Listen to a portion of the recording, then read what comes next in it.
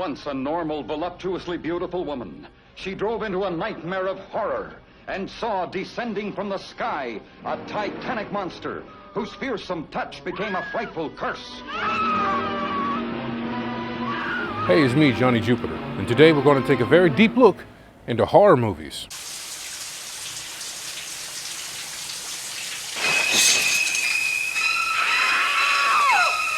Why do we pay to go in large dark rooms full of strangers and watch things that we know will scare us? Lord, I'm having a heart attack. Damn this. Oh, I am scared. Oh. Yeah, we're talking about horror movies today on this episode of Life and Stuff.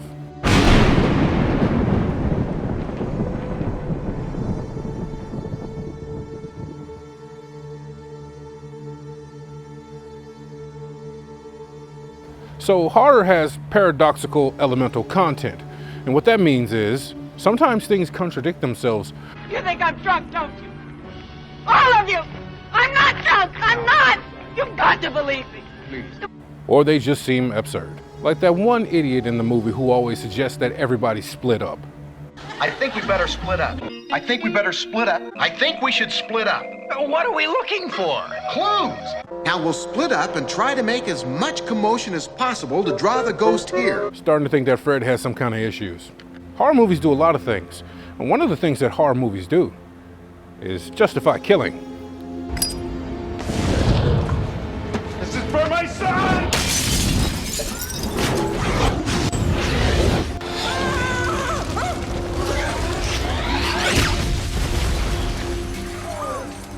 This explores a social horror of breaking the norm. It's a thing. But good horror is a complex blend of psychological, social, and primal triggers, and it can explore a whole cultural landscape of fear. A lot of horror movies have the same tropes or follow the same rules, if you will, like Scream Queens and Last Girls.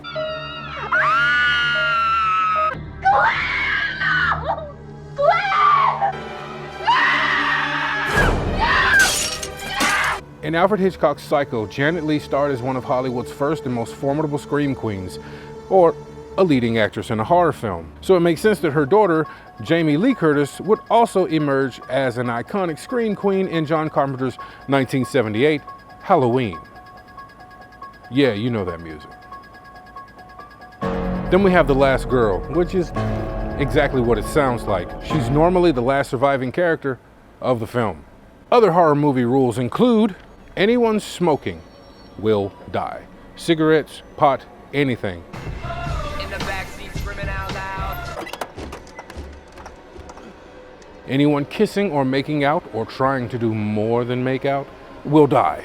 Horror movies tend to get really puritanical, and they have extreme prejudice when they dispense discipline for breaking these rules. Cool it, Judy.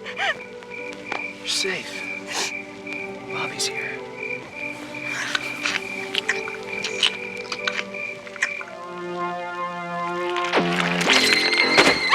Another thing I love about horror movies is how the setting can become a character, like the house in Monster House.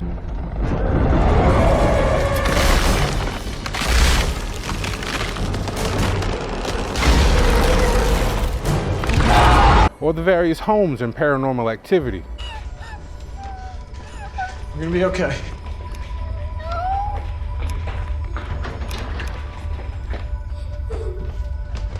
Katie, get away from there!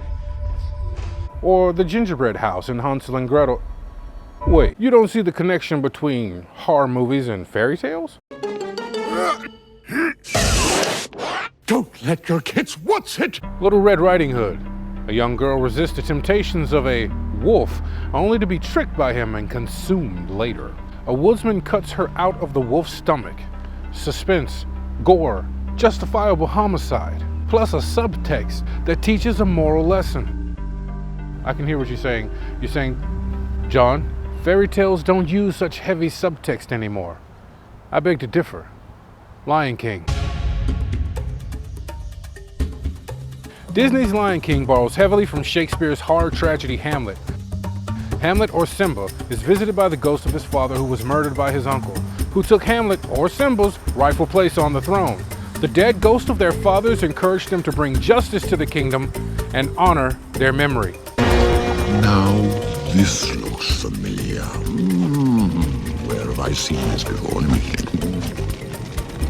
Hamlet's two comic relief buddies serve the same purpose as Timon and Pumbaa. But I digress. Some horror movies are good, so good that people steal from them. Movies like Stanley Kubrick's The Shining,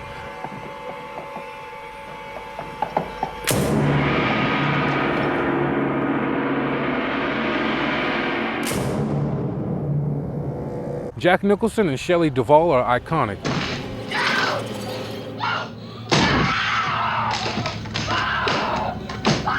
Here's Johnny. Hundreds of films have borrowed from this film's style and context. Here's Corpsey. Here's Bobby! Here's Brucey. Here's Johnny. Here's Johnny. Here's Johnny. Here's Johnny. Here's Spency! Watching a horror movie in a theater full of people always heightens the horror effect of the film. Sometimes everybody being scared makes you scared.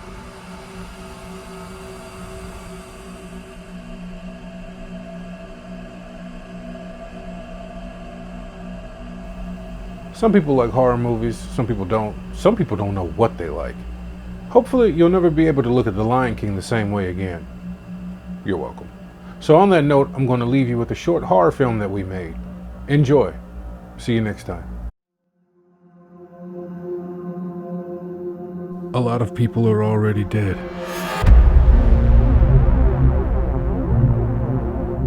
I killed them.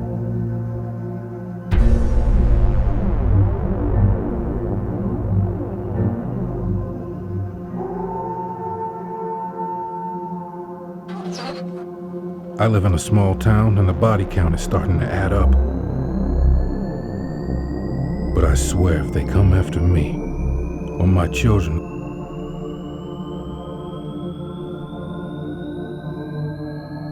I'll kill everybody in this town.